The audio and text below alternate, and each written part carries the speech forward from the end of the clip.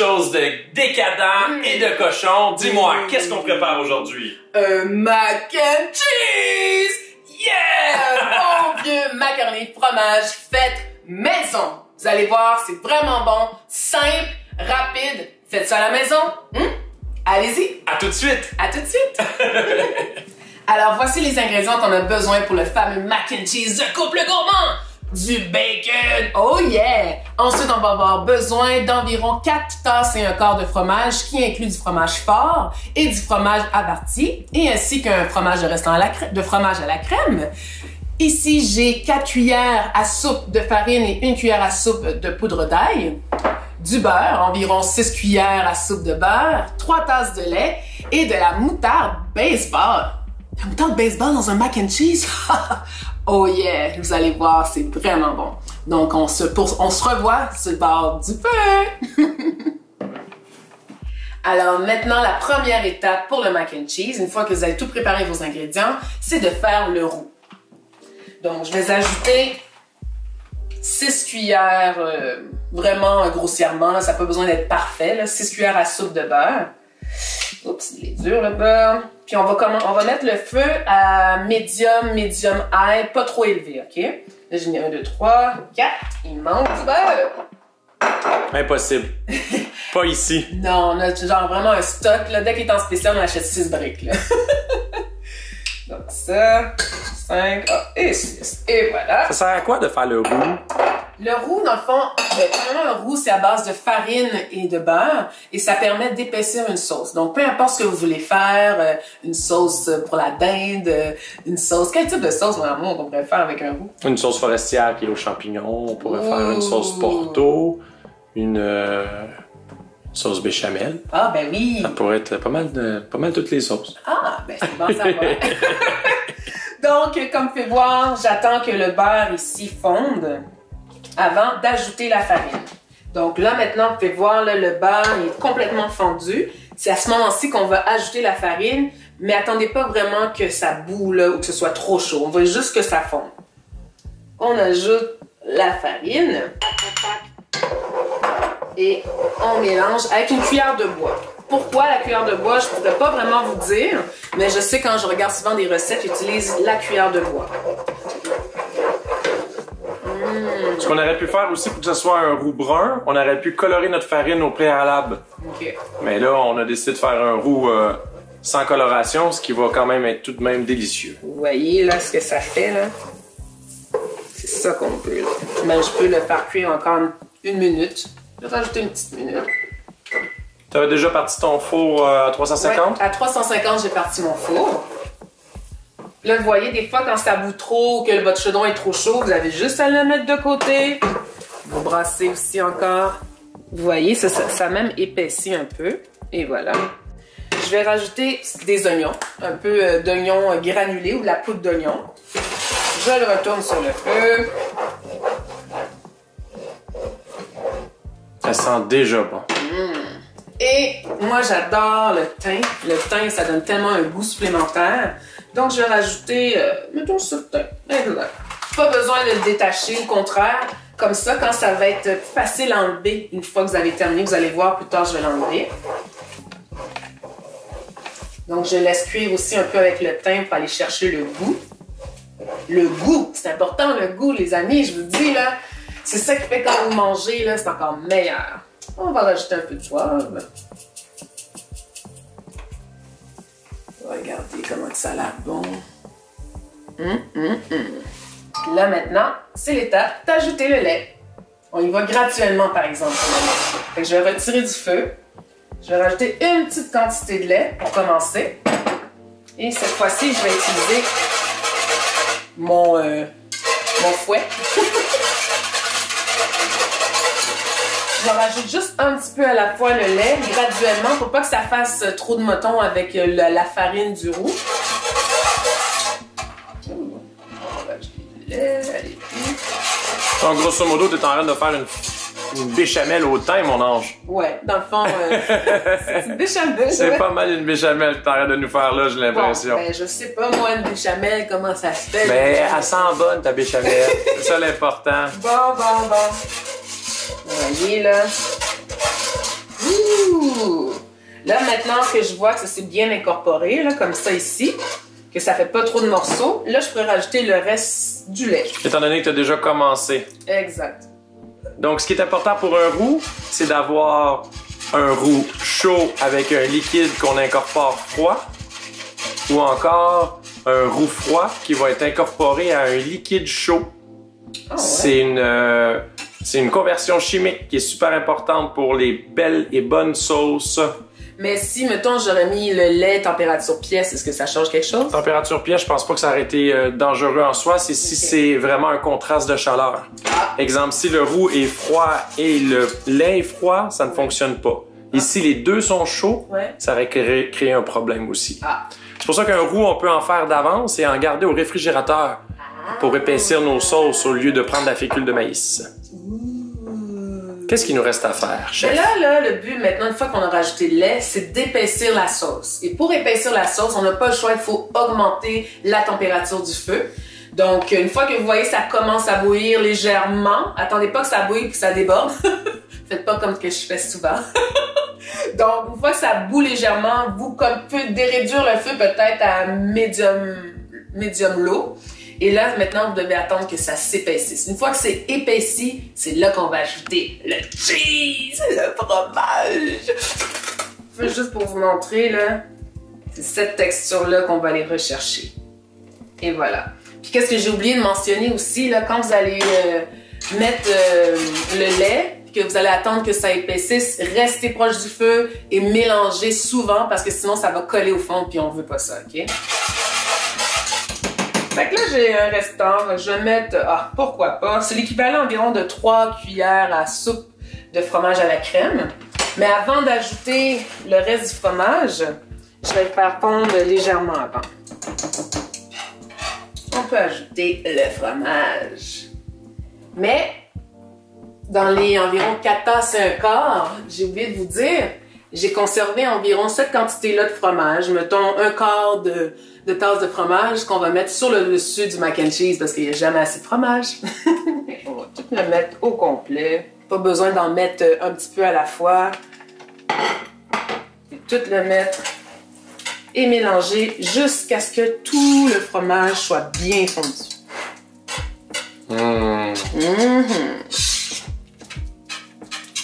On voit déjà. Puis même s'il y a des petits morceaux de fromage à la fin, ça n'a pas besoin d'être très lisse, parce que de toute façon, ça va fondre quand on va le mettre au four, OK? Ta ta ta ta! Chef Joanne est en feu! Oh, hey! Donc, maintenant, la sauce fromagée, elle est prête. Aussi, il va manquer peut-être, pourrait-tu ajouter du poivre? Donc, n'hésitez pas, hein. Goûtez-y, voyez s'il manque d'épices. J'ai ajouté du sel, j'ai ajouté du paprika. Donc, il faut toujours goûter ce qu'on fait pour voir s'il manque de quoi. Parce que c'est plate, sinon, tu as tout fait la recette, puis là, tu te rends compte que, oh non, il manque de goût. Et on ne veut pas ça. On veut du goût. Yes. Bon, fait que là, la crème, elle est parfaite. On va enlever le thym.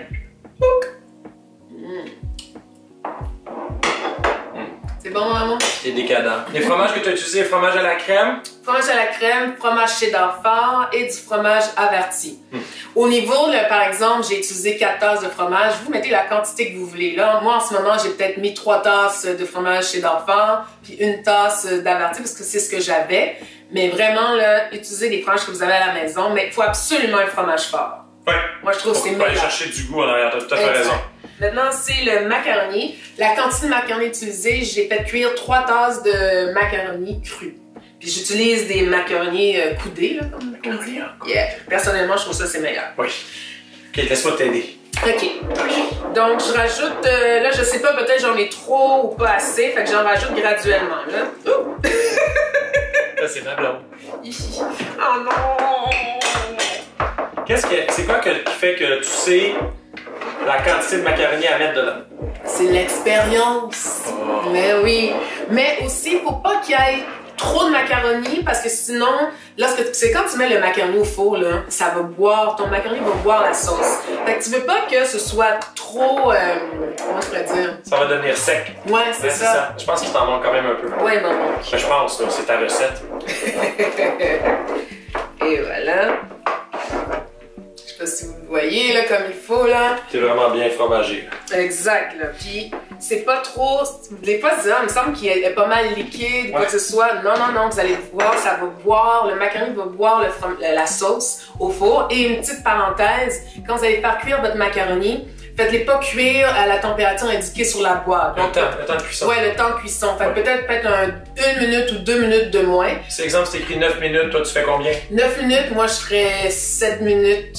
7 minutes environ. Comme ça, ton macaroni ne sera pas trop cuit en même temps. Ouais, parce que sinon, si tu le fais trop cuire, rendu au four, ça va être tout... Comment ça va être? Ah, ça, on veut pas ça. On veut vraiment pas ça, surtout quand il y a des invités. Exact. La totalité, tu veux? Tout, ben oui, tout. Parfait. Dans un plat à long four. Tu le prends vitré, j'imagine, pour éviter que ça soit plus facile à gratter, hein? Pour éviter que ça soit collé. Non, c'est juste parce que c'est ça qu'on a. On n'a pas de plat autre de cette dimension. Chance que t'as laissé tes bas. Allez-y avec n'importe quel plat qui va au four, ça n'a pas d'importance. C'est juste que la vitre, je crois, ça cuit plus rapidement que si c'est en autre matériel. Là. Genre, peux-tu leur montrer de qu'est-ce que je parle? Genre en bois. Faut éviter le bois.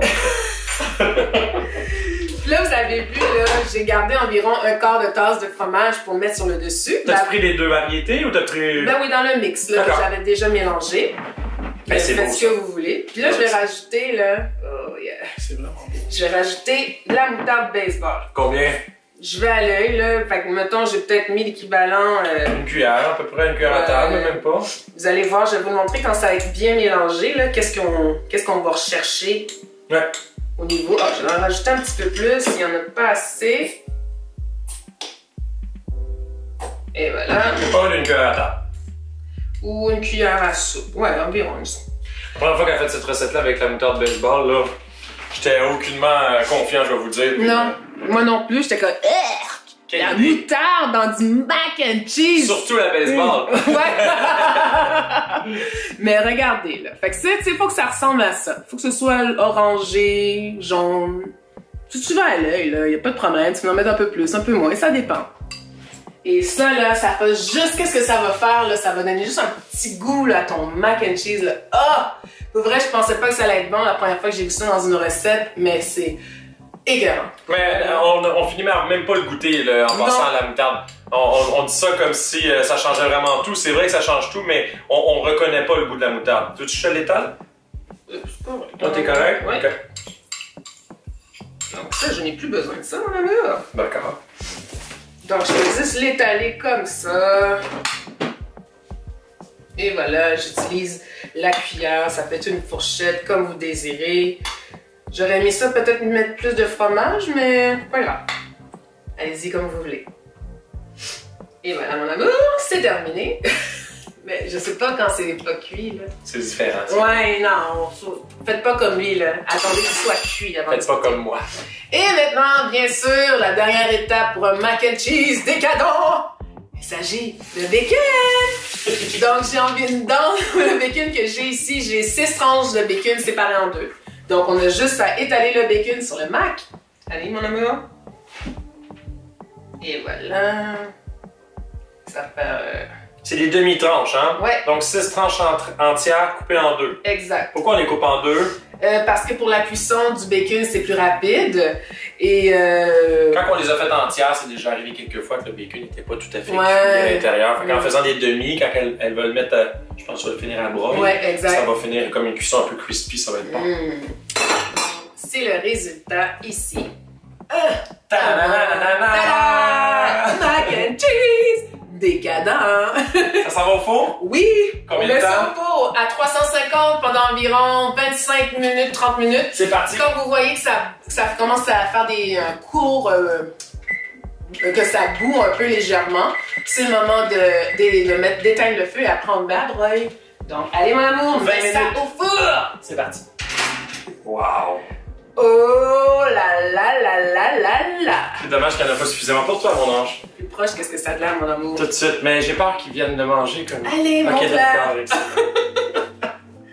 Et voilà, vous voyez là, le bacon, il est doré. Wow! Ça là... Tout est homogène en plus. Ça va va être vraiment délicieux, ça. Est-ce qu'on est obligé d'y goûter tout de suite? Oui, je vais y goûter tout de suite. Hey, une chose qui est super importante, là. Franchement, le mac and cheese est parfois meilleur le lendemain. Ouais, c'est surprenant, pareil. Absolument. En réchaud, en lunch pour le lendemain, surprenamment, c'est vraiment quelque chose de décadent. Trop drôle, la fourchette. Prends donc une spatule, tant que ça.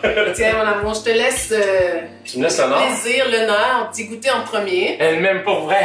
Voilà. Petit, mon amour. Wow. C'est chaud? Bon, elle a vraiment brûlé, là. Attention à la maison, s'il vous plaît. Ouais, exact.